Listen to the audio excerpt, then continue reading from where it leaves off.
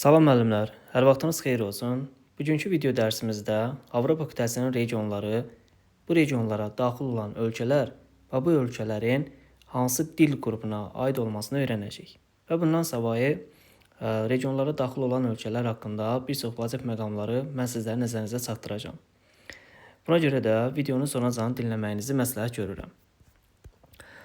Deməli, ilk öncə gəlin Qərbi Avropa regionu ilə tanış olaq. Deməli, Qərbi Avropa regionu dedikdə söhbət Şimali Avropa, Orta Avropa və Cənubi Avropa ölkələrindən gedir. Gəlin ilk öncə Şimali Avropadan başlayaq. Deməli, Şimali Avropaya hansı ölkələr daxildir? Buradan biz görürük İslandiya, Norveç, İsveç, Finlandiya və Danimarka ölkələrini Şimali Avropa regionunda görürük. Deməli, paytaxtlarını qeyd eləsək, İslandiyanın paytaxtı Reykjavik, Norveçin paytaxtı Oslo, İsveçin paytaxtı Stockholm, Finlandiyanın paytaxtı Helsinki, Danimarkanın paytaxtı isə Kopenhagen. Deməli, Şimali Avropa ölkələrini biz qeyd elədik. Hansı ölkələr oldu? İslandiya oldu, Norveç oldu, İsveç oldu, bir də ki Finlandiya oldu. Gəlin indi burada yerləşən ölkələrin hansı dil qrupuna aid olduğunu qeyd edək. Deməli, bir qayda olaraq yadda saxlayırıq ki, Şimali Avropa regionuna aid olan ölkələrdən Finlandiyanı qeyd edirik Ural dil ailəsinin Fin-Igor dil qrupuna. Yerdə qalan digər ölkələr, hansı ki İslandiyadır, Norveçdir, İsveçdir və Danimarkadır. Bunlar isə aiddir Hind-Avropa dil ailəsinin German dil qrupuna. Deməli, Şimali Avropanı necə qeyd elədik? İslandiyadır, Norveçdir, İsveçdir, Danimarka, Hind-Avropa dil ailəsinin German dil qrupu. Finlandiya isə qeyd elədik ki, Ural dil ailəsinin Fin-Igor qrupuna aiddir. Sonra digər regionumuz Orta Avropa regionuna gəlin baxaq. Deməli, Orta Avropa regionuna daxil olan hansı ölkələri görürük? İrlandiyanı, Böyük Britaniya, Fransa, Belçika, Niderland, Almaniya, İsveçrə, Avstriya və Liechtenstein ölkələrini qeyd eləyə bilərik Orta Avropa regionuna. Deməli, bu ölkələrin paytaxtlarını qeyd eləsək, İrlandiyanın paytaxtı Dublin, Böyük Britaniyanın paytaxtı London, Fransanın paytaxtı Paris, Belçikanın paytaxtı Brüssel, Niderlandın paytaxtı Amsterdam, Almaniyanın paytaxtı Berlin, İsveçrənin paytaxtı Berin, Avstriyanın paytaxtı Viyana, Liechtenstein paytaxtı isə Vaduz. İndi gəlin Orta Avropa regionuna aid olan ölkələrin hansı dil qrupuna aid olduğunu qeyd edək. Deməli, ilk öncə Orta Avropa regionuna aid olan ölkələrdən İrlandiyanı qeyd edək, İrlandiya haqqında. Deməli, İrlandiya Hind-Avropa dil ailəsinin Kelt dil qrupuna aiddir. İrlandiya Hind-Avropa dil ailəsinin Kelt dil qrupuna aiddir. Bunu yadda saxlayırıq. Sonra Fransaya baxırıq. Deməli, Fransa Hind-Avropa dil ailəsinin Roman dil qrupuna aiddir burada yerləşən ölkələrdən.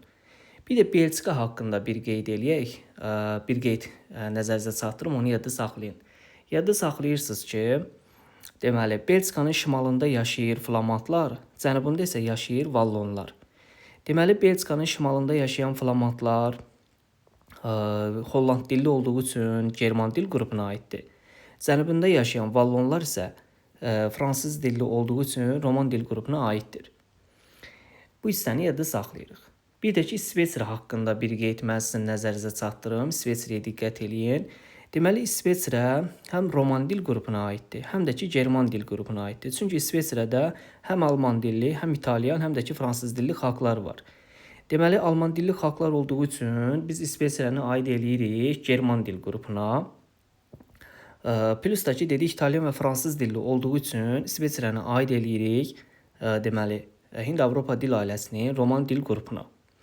Yerdə qalan hansı ki adlarını çəkmədiyimiz dövlətlər isə, Orta Avropada olan dövlətlər isə, onlar aiddir Hind-Avropa dil ailəsinin German dil qrupuna. Yəni, bu qədər sadə. Sonra Qərbi Avropanın digər regionu olan, gəlin Cənubi Avropa regionuna baxaq. Deməli, Cənubi Avropada hansı ölkələri görürük? Portuqaliyadır, İspaniyadır, Andorradır, Monakodur, İtaliyadır, sonra San Marino, Vatikan, buradan Malta dövləti Aralıq dənizində, bir də ki, Yunanistan dövlətlərini qeyd eləyə bilərik. Deməli, Cənubi Avropada qeyd elədiyimiz ölkələrin gəlin paytaxtları ilə tanış olaq. Portuqaliyanın paytaxtı Lissabon, İspaniyanın paytaxtı Madrid, İtaliyanın paytaxtı Roma, Yunanistanın paytaxtı Afina, Maltanın paytaxtını qeyd eləsək Valetta. Deməli, burada yerləşən ölkələrin hansı dil qrupuna aid olduğunu qeyd eləsək, deməli, buradan Yunanistana baxsaq, deməli, Yunanistan dövləti. Deməli, Yunanistan Hind-Avropa dil ailəsinin Yunan dil qrupuna aid. Yəni, ayrıca dil qrupu var da, yəni Yunanlar üçün. Deməli, Yunanistan Hind-Avropa dil ailəsinin Yunan dil qrupuna aiddir. Sonra burada Malta haqqında nə deyə bilərik? Maltanı yadda saxlayırsınız ki, Sami-Hami dil ailəsinin, üzr istəyirəm, daha doğrusu Afro-Asiya dil ailəsinin Sami-Hami dil qrupuna aiddir. Deməli, Malta Afro-Asiya dil ailəsinin Sami-Hami dil qrupuna aiddir. Yerdə qalan digər ölkələr, hansı ki İtaliyadır, İspaniyadır, Portuqaliyadır, Andorra, Monakosu və digər ölkələr hamısı aiddir Roman dil qrupuna. Yəni, bu qədər sadə şəkildə bu qeyd elədiklərimi yadda saxlaya bilərsiniz. Sonra keçək Şərqi Avropa regionuna. Gəlin Şərqi Avropa regionuna baxaq. Deməli, Şərqi Avropa regionundan ilk öncə deməli Baltikanın ölkələrlə gəlin tanış olaq. Deməli, Baltikanın ölkələri hansı ölkələrə daxildir? Buradan gəlin baxaq. Deməli, Baltikanın ölkələrə qeyd eləyirik. Estoniyadır, Latviyadır, Litvadır, bir də ki Polşa, bir də ki indi Baltikanın ölkələr deyəndə əlavə olaraq Belarusu da qeyd eləyirik. Baltik dənizə çıxış olmasına baxmayaraq.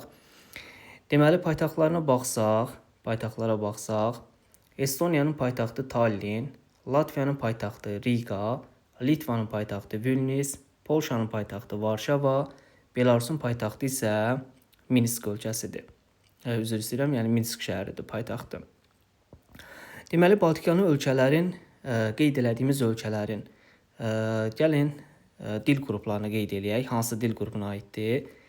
Deməli, buradan biz qeyd eləyirik Polşa və Belarusu. Polşa və Belarus Hind-Avropa dil ailəsinin Hind-Avropa dil ailəsinin Slavyan dil qrupuna aiddir. Polşa və Belarus Slavyan dil qrupuna aiddir. Sonra buradan qeyd eləyirik bir Latviyanı, bir də ki Litvanı qeyd eləyirik. Latviya və Litva Hind-Avropa dil ailəsinin Baltik dil qrupuna aiddir.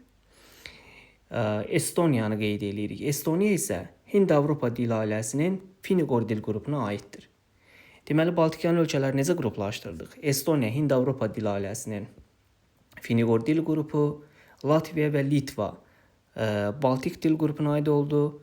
Belarus və Polşa isə dedik ki, Slavyan dil qrupuna aiddir. Sonra gəlin Mərkəzi Avropa ölkələrinə baxaq.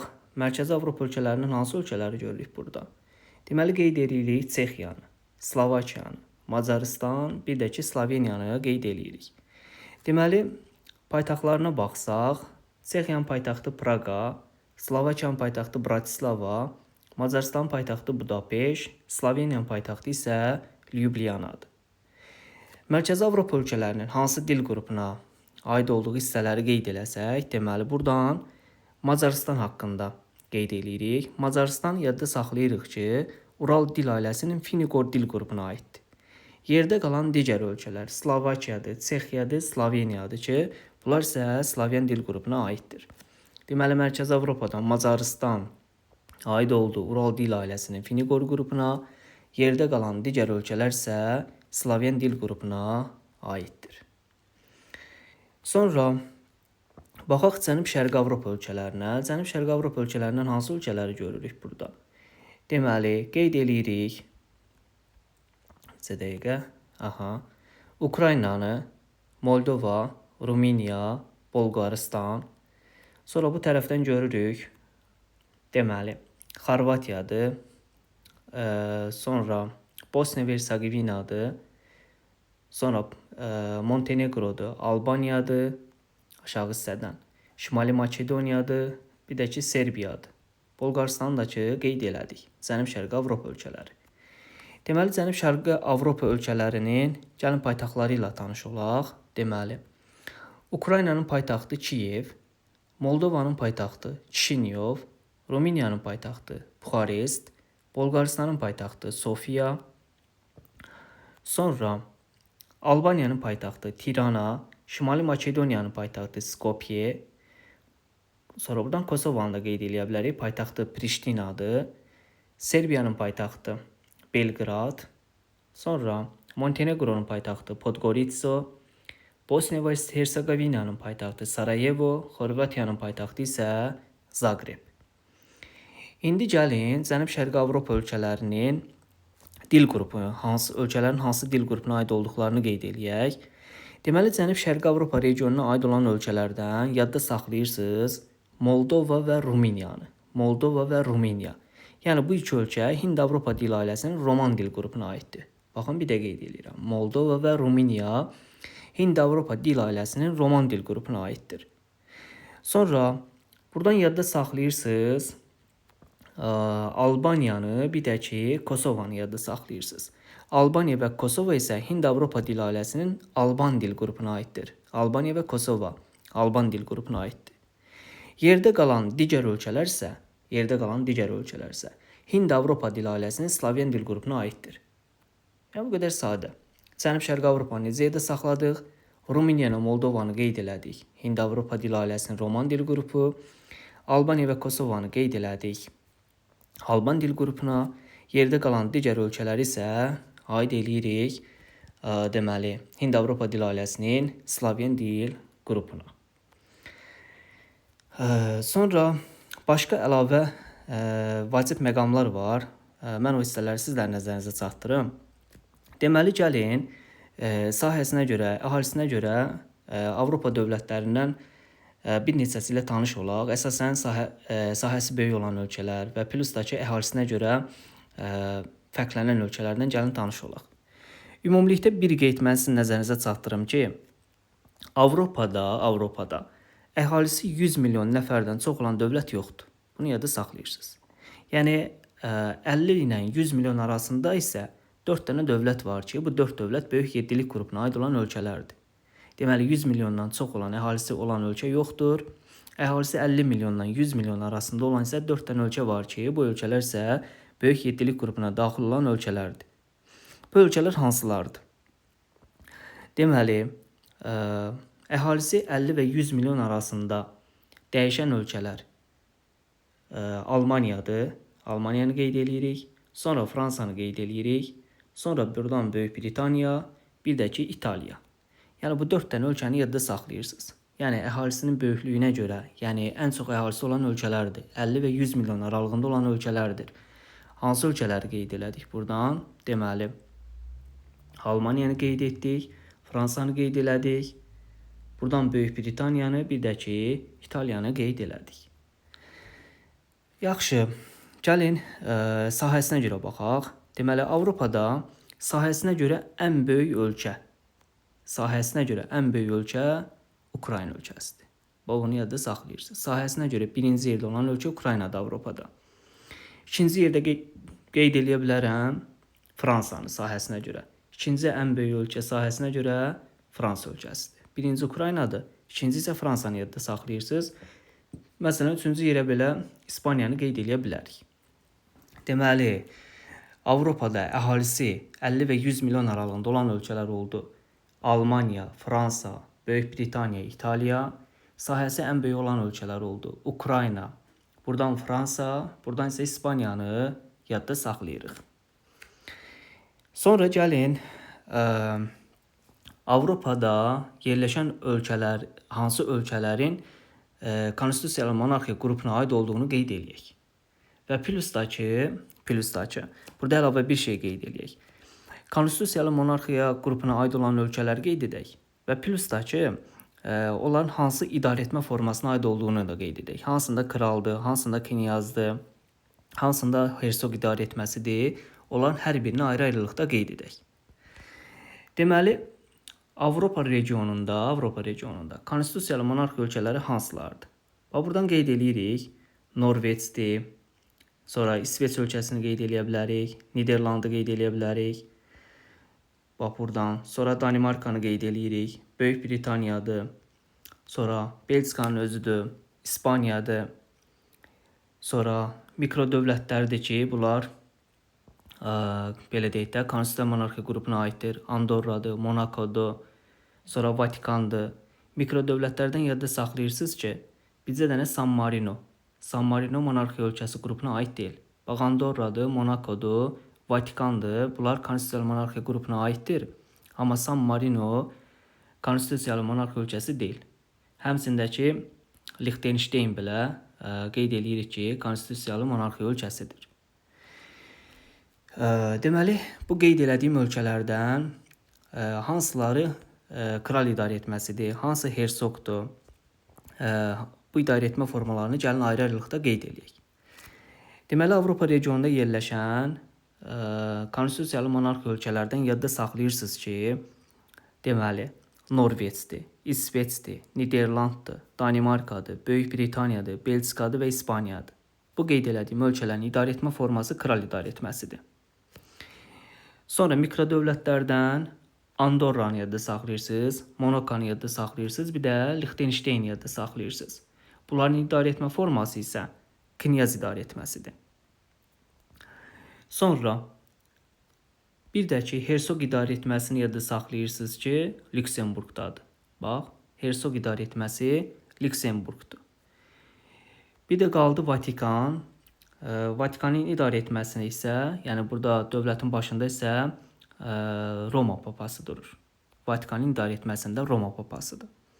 Deməli, bir də qeyd edirik.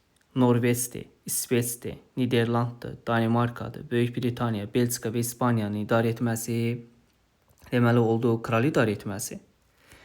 Sonra 3 dənə ölkə dedik. Andorradır, Monakodur, bir də Liechtenstein ölkələri. Bunların isə idarə etməsi knyazdır.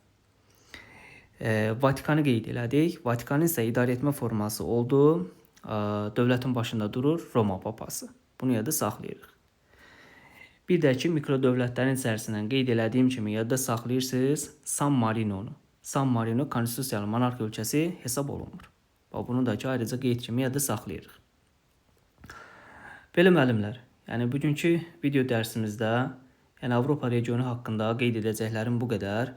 İnşallah ki, növbəti dərslərimizdə başqa da lazımlı vacib məqamların olduğu videolar tərtib edib sizlərin nəzərinizə çatdıracağım. Oldu müəllimlər, sağ olun, gecəniz xeyrə qalsın.